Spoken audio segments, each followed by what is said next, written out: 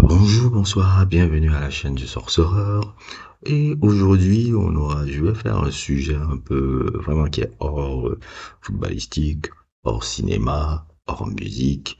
Et je vais parler d'un individu que je suis depuis des années, que je pense qu'il est sûrement un des hommes que j'admire le plus. Je pense que cet homme que vous voyez sur le beau écran est un homme d'une immense valeur. Je vous ai dit, si vous avez suivi ma page, je ne suis pas impressionné par les statuts, je regarde toujours le caractère d'un homme.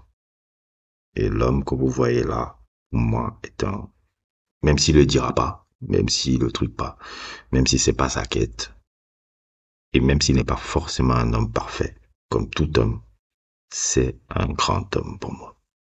Mais un très, très, très, très, très, très, très, très, très, très grand homme. Le genre d'homme que j'essaye, à mon humble niveau, d'essayer d'émuler. Même si je sais que je ne pourrai jamais arriver à l'ongle d'un gars comme ça.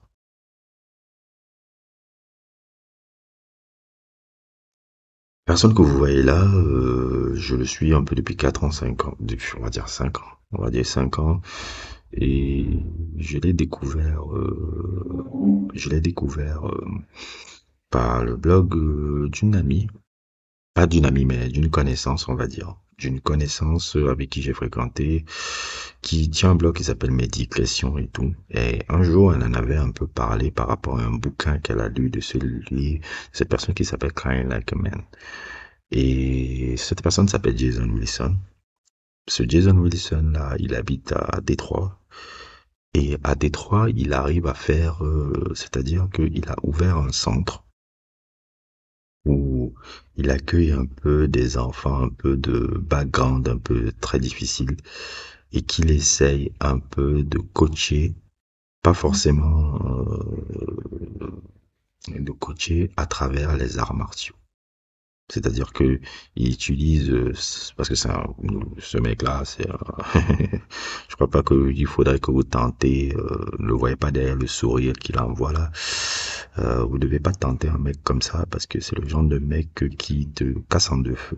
C'est un gars qui utilise justement par l'apport des arts martiaux, l'apport des trucs, le fait de pouvoir pas forcément discipliner les enfants, mais aussi les permettre de pouvoir s'exprimer émotionnellement. Parce que il a décidé de challenger un peu les codes masculins qu'on a dans nos sociétés pour essayer à ce que les hommes, surtout les hommes noirs, d'apprendre à savoir gérer ses émotions et il utilise les arts martiaux par rapport à ça. Il utilise pas les trucs et il fait partie de ce genre de rare d'individus justement à travers ces deux livres qui s'appellent Cry Like a Man et Battle Cry que je vais vous mettre en description en bas si vous voulez vous le procurer. Ils sont disponibles sur Amazon. Il utilise vraiment comment on appelle ça, ces méthodes-là pour pouvoir vraiment aider les jeunes en difficulté, des jeunes qui sont en difficulté dans un peu des backgrounds difficiles. Et tout. C'est quelqu'un qui, dans les médias américains, est très connu, pas forcément connu, mais c'est un peu le gars connu de vos gars connus. C'est-à-dire que les grosses célébrités que vous suivez connaissent ce mec. Les grands professionnels du sport connaissent ce mec. Les trucs. Il avait même déjà un documentaire qui est sorti sur ESPN qui avait été produit par Lawrence Fishburne qui raconte un peu justement comment il a mis en place ce truc-là. C'est vraiment un homme exceptionnel. C'est un homme exceptionnel avec un parcours de background exceptionnel aussi. C'est quelqu'un qui vient du milieu pas facile déjà. C'est quelqu'un qui a grandi sans père. C'est un homme aussi qui a, si je me souviens bien un peu encore de son histoire, qui raconte, il a sa chaîne YouTube aussi qui est très intéressante et son podcast aussi fait partie des rares podcasts que je truc Oui, je fais un sujet sur lui parce que c'est bien de faire les sujets sur Brother Love, mais j'aime toujours vouloir comparer pourquoi j'ai du mal avec des Brother Love et pourquoi je veux mettre en avant des hommes comme ça. Et oui, je compare les gens. On compare toujours dans la vie. Même si vous faites genre que vous ne comparez pas, on compare dans la vie. C'est pour ça que je sors un homme comme ça. Parce que quand les gens me disent pourquoi j'ai toujours du mal avec certains gens, c'est que je fais la comparaison humaine avec certaines personnes. Je vous ai dit, les statuts m'impressionnent pas. Les trucs m'impressionnent pas. Et même si tu peux être mon patron et que je vais te respecter, ta hiérarchie dans ton truc, je ne vais pas être forcément impressionné par le statut que tu as. Je regarde toujours chez quelqu'un quel individu et quel caractère il a. Même s'il n'est pas parfait, je regarde quand même un certain type de caractère. Pour moi, un homme comme Jason Wilson, s'il était un personnage de cinéma, il serait Maximus dans Gladiator. Je pense même que Joe Rogan l'a même fait cette réflexion. Il serait Maximus dans Gladiator. D'ailleurs, même, je fais un peu une petite aparté avant de revenir sur ce monsieur. C'est ça, le Gladiator, hein. C'est pas un film, le film Gladiator de Ridley Scott, là, avec le magnifique personnage là qui est dans ce film là, le personnage de Maximus là. C'est pas un film sur Rome, hein. Gladiator n'a jamais été un film sur Rome. Ça n'a jamais été un film sur Rome ou quelque chose comme ça qui parle de l'histoire de Rome. C'est même pas, comment on appelle un peu, c'est même pas, comment on dit, c'est même pas accurate comme ils disent en anglais. C'est bon, c'est vrai que ça, tu dis le mot en anglais, je n'arrive pas à trouver le mot en français. Ce n'est pas accurate comme ils disent en anglais. Gladiator, c'est avant tout un film sur la masculinité en fait. Et les confrontations un peu de deux masculinités qui sont le personnage justement de Gladiator joué par Russell Crowe et le personnage de Commodore joué par comment il s'appelle là, Joaquin Phoenix, fabuleux acteur d'ailleurs. Son grand frère est un fabuleux acteur. Lui aussi, il est un fabuleux acteur. Même si je pense que si son grand frère avait été là, bon, il y a plein de carrières qui n'auraient pas existé aujourd'hui à Hollywood. Euh, c'est la confrontation de deux masculinités. Parce que quand tu regardes le background du personnage de Maximus, c'est pas quelqu'un c'est quelqu'un qui est célébré même par Jules César. C'est quelqu'un qui est célébré par Jules César, alors qu'à la base, c'est juste un fermier. C'est un homme qui s'est élevé, pas qui s'est élevé, mais qui a le respect des autres hommes par la valeur intrinsèque qu'il a. Il est fort, mais il est tendre. Il est quoi? Il est, comment on appelle ça?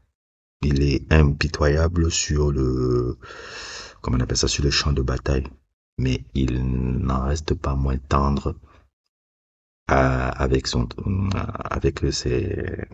ses troupes. C'est pour ça que la scène qui marque, la scène légendaire, pour moi, qui est la scène marquante du film, ce n'est pas tous les scènes de gloire que vous voyez là.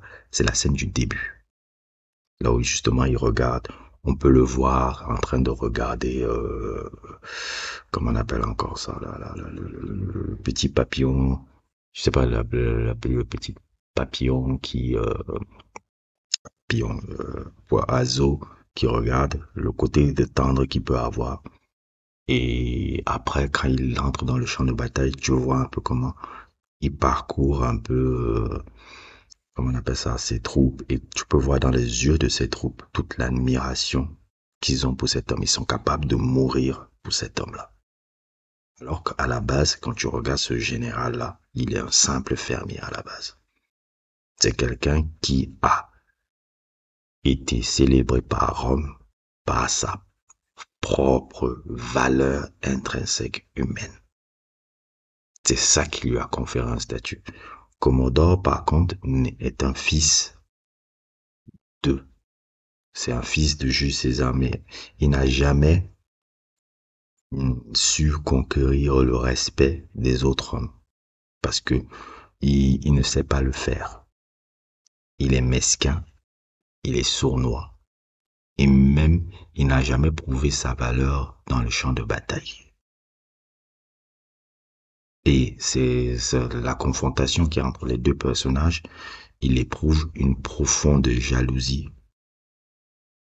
Il éprouve une profonde jalousie pour le personnage de Maximus, qui a le respect non seulement de son père, non seulement de sa sœur, et le respect des autres troupes. Pourtant, lui, il est né dans, comment on appelle, dans un statut social élevé. Il ne comprend pas pourquoi et autres et tout, parce que c'est vraiment l'homme, la différence entre un homme qui s'élève par sa grandeur intrinsèque et par sa valeur, et un autre homme qui n'a jamais compris, même s'il est d'un haut statut social, pourquoi cet homme-là est célébré alors qu'il ne l'est pas, alors que normalement il voudrait l'être. C'est Gladiator, le film Gladiator, ce n'est que ça, et rien d'autre. Et quand je vois des personnages comme Jason Wilson, ils me rappellent des gars comme ça.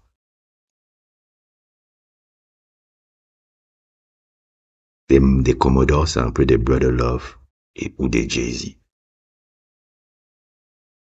Vous ne le voyez pas parce que je sais que vous êtes la plupart des gens ici sont très impressionnés par les statues. Mais moi, qui suis très perspicace pour juger les caractères des gens, je le vois.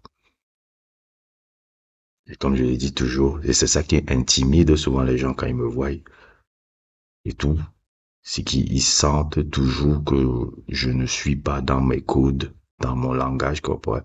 Tu ne peux pas me perturber avec certains trucs ou trucs là-bas. Parce que c'est quelque chose que vraiment j'en ai rien à cirer. Pas ce que je valorise en tout cas. Et pour revenir alors à Jason Wilson, donc ça fait des années qu'il fait ce travail-là et que même avec ses bouquins, il réussit toujours on va dire un peu à révolutionner à révolutionner, mais à essayer d'apporter un peu une certaine forme d'humanité un peu dans la masculinité un peu qui s'exprime dans nos sociétés.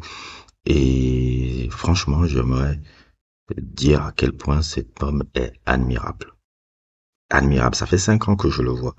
Et j'aimerais faire aussi c'est pour ça que je fais cette vidéo parce que je veux pas juste qu'on me voit juste parce que je tacle Brother Love, je tacle des gens pour ne pas mettre en avant d'autres. Si je tacle des gens parce que je vois la différence entre le type d'homme que j'aimerais bien être et le type d'homme que je n'ai pas envie d'être. Qu'importe le statut que j'ai. Et c'est ça qui est fabuleux avec cet individu. Et ne vous méprenez pas, hein. Ce mec-là, si tu le cherches, tu vas le trouver. Il te casse en deux. Il te casse en deux. Pour moi, c'est un véritable guerrier. Et je pense qu'il a beaucoup, beaucoup ringardisé justement le parole un peu sur les bienfaits d'un homme qui pleure. Quelque chose un peu qui est encore tabou dans nos sociétés. Et je n'imagine même pas comment ils sont encore tabous dans nos sociétés africaines. Je dis, ah oui, société afro-américaine pour lui, mais on va dire l'homme noir, c'est un gros problème, ce truc-là. Et il est en train de truc, et c'est dit par un homme qui a ce physique, qui a ce bagot-là. C'est quelqu'un qui fait vraiment un gros, gros, gros, gros travail par rapport à ça. Et je pense que c'est un homme que le jour où il ne sera plus là, j'espère qu'il aura encore une très longue vie, euh, sera célébré énormément dans sa communauté. Parce que c'est un homme d'une très grande valeur, un homme que j'estime beaucoup, et le genre d'homme que je veux émuler le caractère. Chaque matin, il y a des photos que je vois, je regarde avant de me lancer ma journée, je regarde ce gars, je dis, donne-moi la force d'avoir 2% du courage du gars là. Parce que je sais que lui aussi, sa vie n'a pas été facile, son parcours n'a pas vraiment été facile. Pour se transformer en truc. C'est un mec qui a été dans sa jeunesse dans les gangs. C'est un mec qui a été dans sa jeunesse producteur de hip-hop, hein. C'est un gars, c'est un musicien aussi à la base. C'est quelqu'un qui a produit même des sons pour Corrupt. Ce mec-là, que vous voyez, Corrupt le rappeur. C'est quelqu'un qui a un parcours unique. devenir justement l'homme qu'il est en train de devenir là, et qui a toujours ses failles, hein, toujours ses trucs qu'il reconnaît. Mais c'est des failles humaines que je peux pardonner. C'est un grand homme de valeur. Un très très très très très grand homme de valeur. Donc, pour ceux qui veulent voir son bouquin et un peu sa page YouTube, je vais vous le mettre en description. N'hésitez pas à le regarder en bas. Qu'est-ce que j'ai à dire? Je pense que ce sera tout. N'hésitez pas à liker, n'hésitez pas à vous abonner et à plus pour d'autres aventures.